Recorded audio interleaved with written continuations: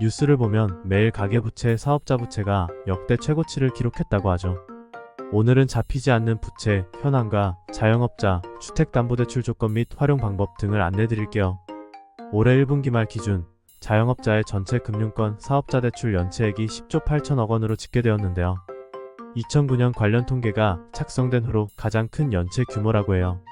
자영업자 전체 금융권 사업자 대출 연체율도 지난해 4분기 1.30%에서 올해 1분기 1.66%로 크게 상승했고, 가계대출까지 포함한 자영업자의 전체 금융권 대출 잔액은 1분기 말 1,055조 9천억 원으로 추산된다고 합니다.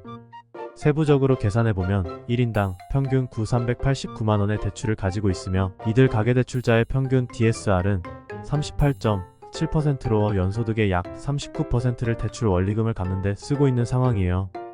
은행 LTV 최대 활용 후 2금융권으로 자금이 필요한 자영업자라면 당연히 가장 금리가 낮은 은행 주택담보대출을 LTV DSR 규제 내에서 최대 한도로 활용을 해야 해요. 소득이 받쳐준다면 1주택자가 비규제 지역에서 받을 수 있는 최대 주택담보대출 LTV는 아파트 시세의 70%까지 가능하니 이 한도를 최대한 활용하는 것이 우선이죠. 다음으로는 은행 주택담보대출 LTV 규제와 무관하게 이용할 수 있는 2금융권에서 부족한 자금을 마련할 수 있어요. 저축은행이 대표적인데 그 외에도 농협, 신협, 새마을금고 등 금융사에서도 규제 영향 없이 자영업자 주택담보대출을 받을 수 있답니다.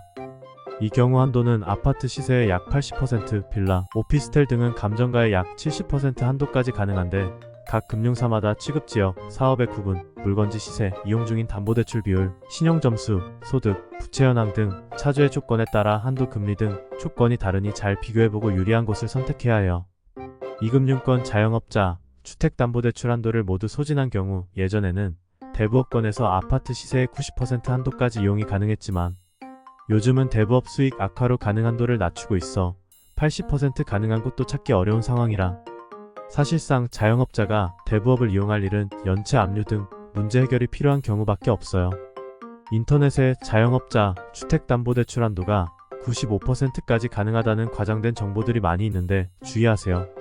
그 외 다른 방법은 주택담보대출 외 일반적인 신용대출과 아파트를 대상으로 하는 무설정 아파트론 등이 있어요.